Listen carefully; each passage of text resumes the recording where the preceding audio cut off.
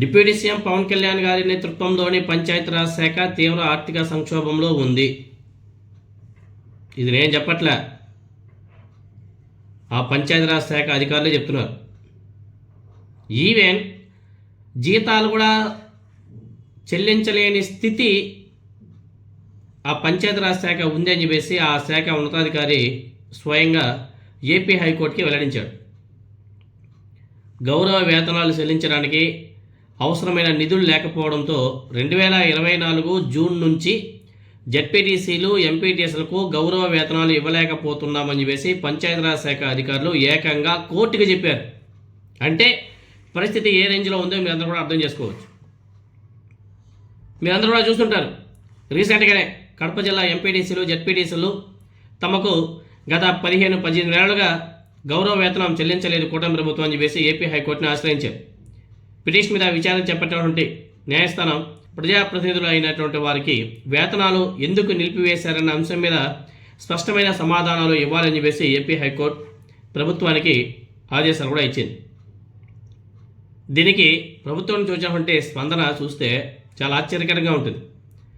Panchayati Raj and rural development commissioner budget కేటాయింపులు లేకపోవడమే ప్రధాన కారణం అని చెప్పేసి కోర్టుకి చెప్పాడు.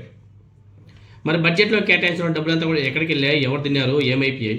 మరి ప్రతి నెల మినిమం అయినా కానీ 10,000 కోట్లు అప్పు చేస్తున్నారు కదా. ఇప్పటికే ఈ 18 ఏళ్ల కాలంలోనే 3 లక్షల కోట్లు అప్పు చేస్తారు కదా. మరి ఆ 3 లక్షల కోట్ల అప్పు ఎక్కడ ఖర్చు పెట్టారు, ఎందుకు ఖర్చు పెట్టారు, ఎక్కడ పెట్టారు, ఏం చేశారు అన్నది మాత్రం చెప్పరు. ఈవెన్ శాలరీలు కూడా ఇవ్వలేని పరిస్థితి కూటమి ప్రభుత్వాలు. మరి వీళ్ళేమో సంపద సృష్టిస్తాం, పంచుతామని చెప్పేసి మాట్లాడతారు. ఎక్కడ జరిగింది సంపద సృష్టి? ఎక్కడ జరిగింది? ఈవెన్ ప్రభుత్వం ఇచ్చినటువంటి వివరణ మీద ఏపీ హైకోర్టు కూడా అసంతృప్తి వ్యక్తం చేసింది. ఏందయ్యా, జీతాలు కూడా ఇవ్వలేని పరిస్థితి ఉందా మీది? ఏం ప్రభుత్వాలు అయ్యా మీరు, ఏం పరిపాలన చేస్తున్నారన్న రీతిలో ఆ రేంజ్లో అసంతృప్తి కూడా వ్యక్తం చేసింది.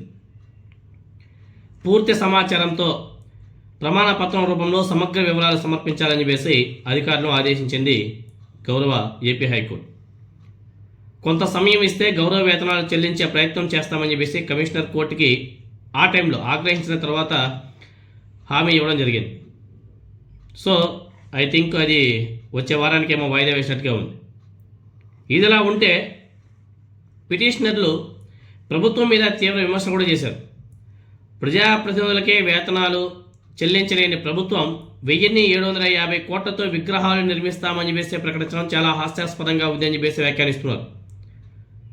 ఏదైతే ఎన్టీఆర్ గారి విగ్రహం నిర్మించాలని చెప్పేసి 1,750 కోట్లు ఖర్చు పెట్టాలని చెప్పేసి ప్రయత్నం చేసిందో దాని మీద ప్రతి ఒక్కరు కూడా ఖండిస్తున్నారు.